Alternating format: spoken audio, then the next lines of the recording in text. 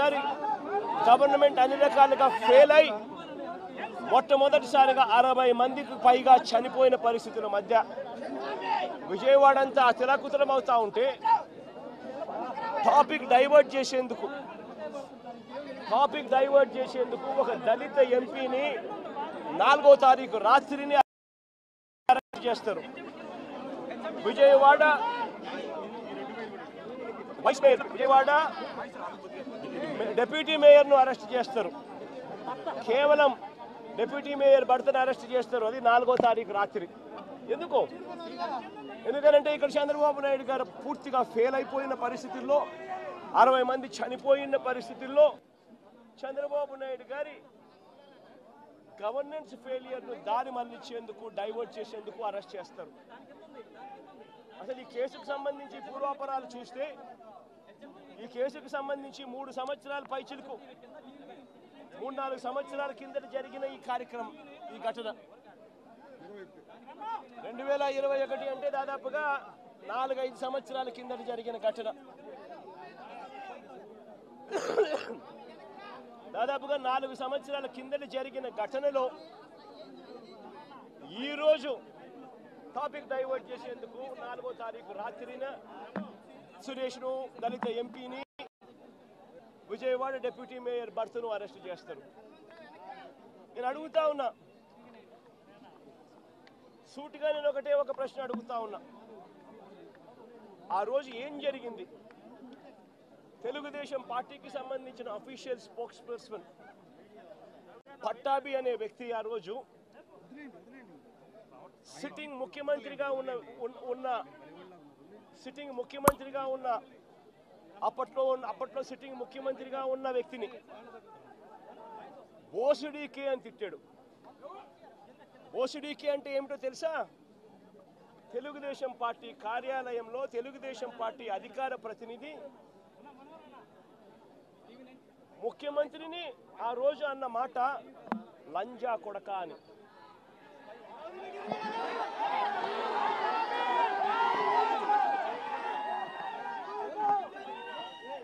నిజంగా ఆ మాదిరిగా ఒక వ్యక్తి తిడితే రాష్ట్ర వ్యాప్తంగా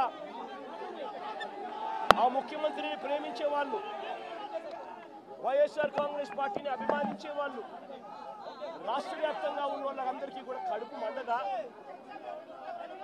ఎవరైనా చెబితేనే వాళ్ళు వచ్చి చేస్తారా? కడుపు మండిన వాళ్ళు, ఈ అన్యాయాన్ని చూడాలనుకునే వాళ్ళు, చూడకూడదు అని అనుకునే వాళ్ళు కొంతమంది తెలుగుదేశం పార్టీ ఆఫీస్ దగ్గరికి వెళ్ళి అటువైపు నుండి తెలుగుదేశం పార్టీ వాళ్ళు తప్పు చేసిందే కాక ధర్నా చేయడానికి వచ్చిన వాళ్ళ మీద దాడి చేయడానికి కూడా ప్రయత్నం చేశారు. ఆ దాడి జరిగిన పరిస్థితుల్లో, ఆ తోపులాటలో, ఆ తొక్కిసలాటలో తెలుగుదేశం పార్టీ ఆఫీస్ మీద కొద్దో గొప్ప రాళ్ళు పడిండొచ్చు. నేను అడుగుతా ఉన్నా, ఆ జరిగిన ఘటనను ముఖ్యమంత్రిగా నన్ను అన్నా కూడా నేను చంద్రబాబు నాయుడు గారి మీద కక్ష సాధింపు చర్యతో వ్యవహరించాల. రాళ్ళు పడినాయి అని చెప్పి ఎప్పుడైతే తెలిసిందో వెంటనే అటువంటి ఆ ఘటనకు పోయిన వాళ్ళందరినీ కూడా ఎవరెవరు పోయారు అని చెప్పి ఆధారాలు చూసి, అక్కడ ఉన్న సీసీ కెమెరాలో, అక్కడున్న ఒక్కొక్క సెల్ ఫోన్ లొకేషన్స్, ఇవన్నీ ఆధారాల మేరకు చూసుకొని ఎవరెవరైతే పోయారో వాళ్ళందరినీ కూడా 41A ఇచ్చి వాళ్ళందరినీ కూడా అరెస్ట్ చూపించి కోర్టులో ప్రొడ్యూస్ చేయడం కూడా జరిగింది. ఎందుకంటే 7 ఏళ్ల లోపు ఉన్న కేసు ఇది. శిక్షా కాల పరిమితి 7 ఏళ్ల లోపు ఉన్న శిక్షా కాల పరిమితి ఉన్న కేసు ఇది. కాబట్టి దీంట్లో అరెస్ట్ చేయడం అన్నది it does not serve the purpose. కాబట్టి 41A ఇచ్చి కోర్టుకు హాజరుపరచడం కూడా జరిగింది. మన ఇంత నిబద్ధతతో ఆ రోజు మేము అడుగులు వేసాం. ఇంత నిబద్ధతతో ఆ రోజు నిబద్ధతతో అడుగులు వేసి వాళ్ళందరినీ కూడా హాజరుపరిచి 41A కింద వాళ్ళందరికీ కూడా నోటీసులు ఇచ్చి వాళ్ళందరినీ కూడా కోర్టు ప్రొడ్యూస్ చేశారు.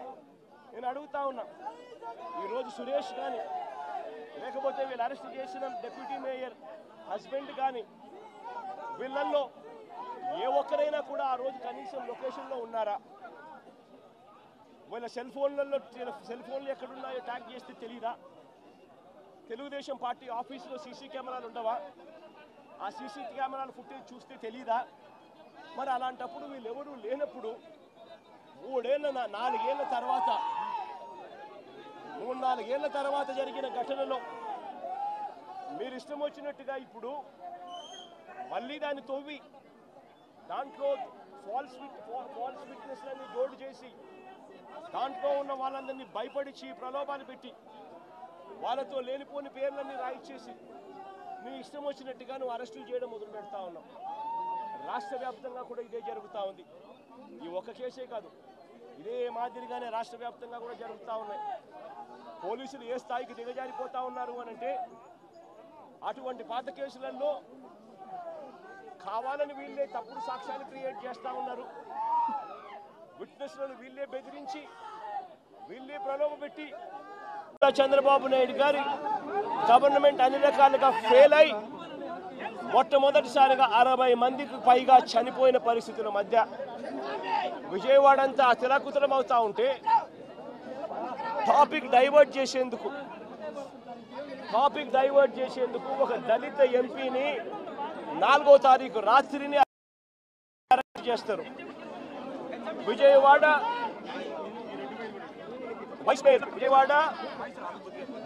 డిప్యూటీ మేయర్ను అరెస్ట్ చేస్తారు. కేవలం డిప్యూటీ మేయర్ భర్తను అరెస్ట్ చేస్తారు. అది 4వ తారీఖు రాత్రి.